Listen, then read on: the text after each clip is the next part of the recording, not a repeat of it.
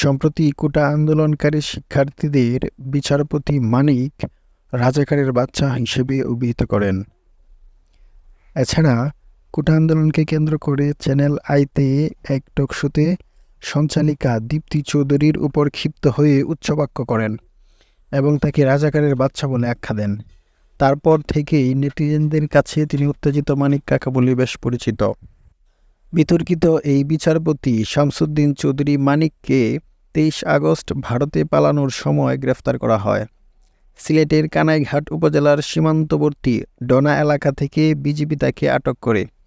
আটক করার সময় তার কাছে বিপুল পরিমাণ অর্থ, ডেবিট কার্ড, ক্রেডিট কার্ড, 2টি পাসপোর্ট এর কথা স্বীকার করেন।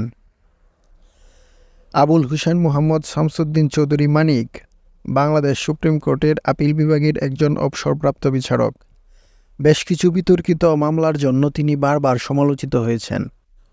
অবসর গ্রহণের শেষ কর্মদিবসে অ্যাটর্নি জেনারেল অফিস এবং সুপ্রিম কোর্ট বার অ্যাসোসিয়েশন থেকে বিদায় পাননি।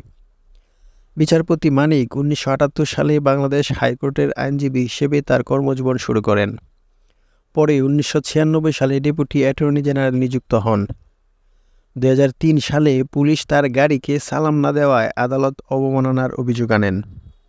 এ প্রসঙ্গে পুলিশ মহাপরিদর্শক শহীদুল হক বলেন, ট্রাফিক পুলিশ কাউকে অভিবাদন জানাতে বাধ্য নয়। পরে শহীদুল হকের বিরুদ্ধেও আদালত অবমাননার অভিযোগ এনে তাকে মহাপরিদর্শকের পদ থেকে সরিয়ে দেওয়া হয়।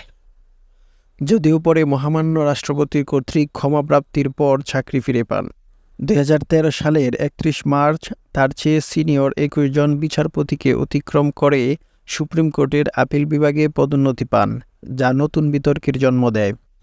2016 সালে বিচারপতি মানিক অবসর গ্রহণের পর 65টি আদেশ ও রায় জমা দিয়েছিলেন এবং সে রায়গুলো গ্রহণ করার জন্য প্রধান বিচারপতিকে অনুরোধ জানান।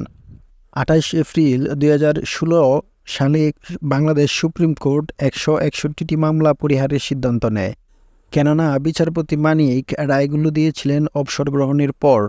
এ প্রসঙ্গে প্রধান বিচারপতি সুরেন্দ্র কুমার সিনহা বলেন, অবসর গ্রহণের পর রায় ঘোষণা করা অসাংবিধানিক। এ নিয়ে বাংলাদেশ সরকার ও সুরেন্দ্র কুমার সিনহার মধ্যে বিরোধ দেখা দেয়। এছাড়া বিচারপতি থাকাকালীন প্রধান বিচারপতি সুরেন্দ্র কুমার সিনহার সাথে প্রকাশ্যে দ্বন্দ্বে জড়িয়ে পড়েন। এসকে সিনহা মিস্টার মানিককে একটি বেঞ্চ থেকে সরিয়ে দিলে কিছুদিন পর তিনি প্রধান বিচারপতির অভিশংসন চেয়ে রাষ্ট্রপতির কাছে চিঠি দেন।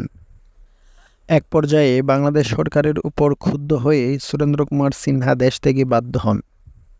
তার আরও কয়েকটি বিতর্কিত কর্মকাণ্ডের মধ্যে উল্লেখযোগ্য হল, আল্লামা দিলওয়ার হোসেন সাঈদীকে প্রধান বিচারপতি কারাদণ্ড দিলেও বিচারপতি মানিক ফাঁসির রায় প্রদান করেন। বিচারপতি থাকাকালীন কর্নেল তাহের হত্যা মামলার রায় নিয়ে তিনি মেজর জিয়াউর রহমানকে ঠান্ডা মাথার খুনি হিসেবে বর্ণনা করেন।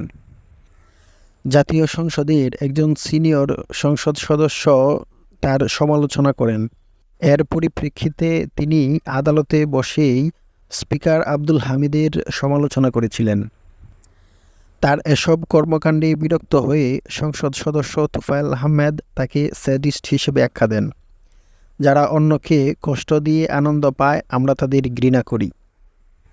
এছাড়া সুরঞ্জিত সেনগুপ্ত, রাশেদ খান মেনন, শেখ ফজলুল করিম সেলিম বিচারপতি মানিকের সমালোচনা করেছিলেন। বাড়ি ভাড়া বাবদ 14,19,200 টাকা পরিশোধ করেননি বিচারপতি মানিক। বিচারপতি থাকাকালীন তার কর্মকাণ্ডগুলো স্বেচ্ছাচারিতা ছাড়া আর কিছুই নয়।